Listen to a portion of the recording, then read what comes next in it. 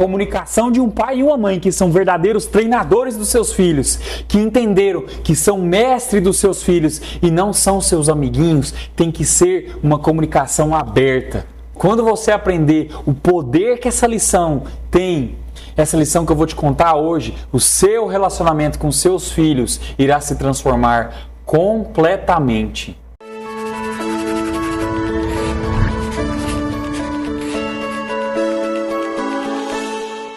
Uma dentre 10 perguntas que eu mais escuto de pais e mães é: como me comunicar com meus filhos de uma forma eficaz? E o que eu mais vejo na vida são pais e mães que se comunicam com criança como se ela fosse um animal ou como se fosse um objeto. Você quer saber o que é isso? Eles gritam e berram com a criança como se eles tivessem um problema auditivo, ou eles simplesmente falam uma coisa e são ignorados, como se estivesse falando com uma porta. Viu? Animal ou objeto? Eu aposto que você quer ter uma boa comunicação com seus filhos, mas você não sabe nem o que é comunicação. Você não sabe porque nós, enquanto sociedade, achamos que comunicação é aprender a falar. Então, se você aprendeu a falar, logo você sabe se comunicar, certo? Errado.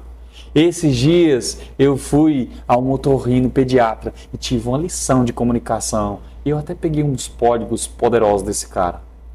Que forma brilhante de se comunicar. Na chegada do consultório, ele se abaixou um pouco e falou com meu filho em tom de amizade. Ou seja, primeiro ele tentou ganhar o paciente, que é uma criança de 2 anos. Após isso, ele falou com a minha mulher. Ela se demonstrava mais aberta e mais interessada na consulta. E ao me cumprimentar, ele apertou a minha mão firmemente e olhou nos meus olhos. Nos primeiros 30 segundos de consulta, ele ganhou os 3 membros da família. E conforme a consulta foi desenrolando, ele respondeu às dúvidas da minha esposa com maestria, sem parecer qualquer tipo de superioridade ou empáfia.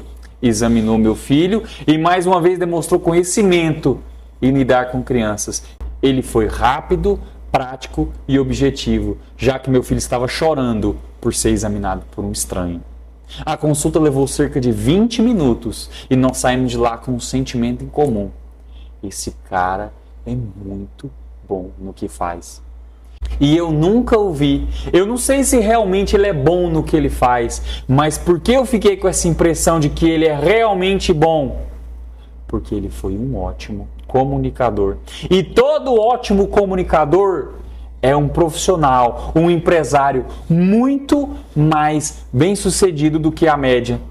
Mas nós subestimamos o poder da comunicação, nós não damos importância a ela e nós não sabemos como nos comunicar com indivíduos diferentes em situações diferentes.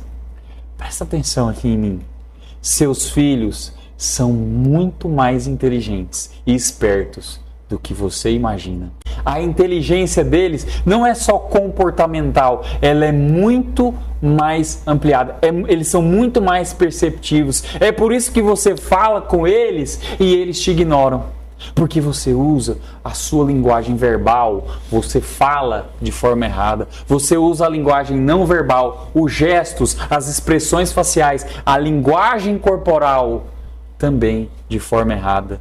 Eu vou te responder à pergunta do início, mas antes, pega esse código. Comunicação não é fala, ou gestos, ou expressões faciais que você faz, mas a comunicação é a devolutiva da pessoa que está ouvindo. Os melhores comunicadores do mundo são as pessoas que prestam atenção na fala, nos gestos ou nas expressões faciais do outro. Se eu falar japonês com você agora e pedir algo a você que você não entende, não existe comunicação. Você entendeu o que eu quero dizer? Eu vou trazer para o nosso contexto. Se você fala uma coisa com seus filhos e eles não te respondem ou não fazem aquilo que você pediu, mandou ou exortou, então não existe comunicação. Por quê? Porque seus filhos são mais inteligentes e mais espertos do que você imagina, mesmo que eles tenham somente 2 anos de idade. Seus filhos conseguem entender sua expressão corporal, o seu tom de voz. Eles sabem quando uma ameaça é real e quando ela não é. Mas então, como me comunicar com os meus filhos de uma forma eficaz? Eu devo falar sempre em tom de ameaça, porque é assim que eles escutam? Definitivamente não. Seus filhos não escutam você ou não te obedecem porque você provavelmente faz 3 coisas muito erradas.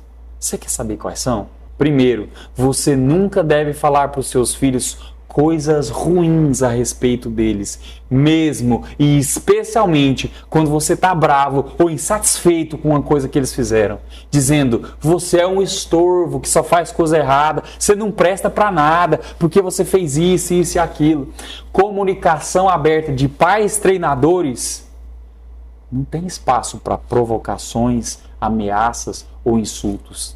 Quando você corrige os seus filhos sem fazer qualquer dessas coisas, que são sem provocá-los, sem ameaçá-los ou sem insultá-los, você não abre espaço para desculpas, para contra-ataque ou para negação de responsabilidade. Além de não obter o que você quer, se você fizer qualquer uma dessas coisas, você pode causar um mal gigantesco na mente dos seus filhos. Um bloqueio de necessidade de aprovação, um bloqueio de vitimismo, etc. 2.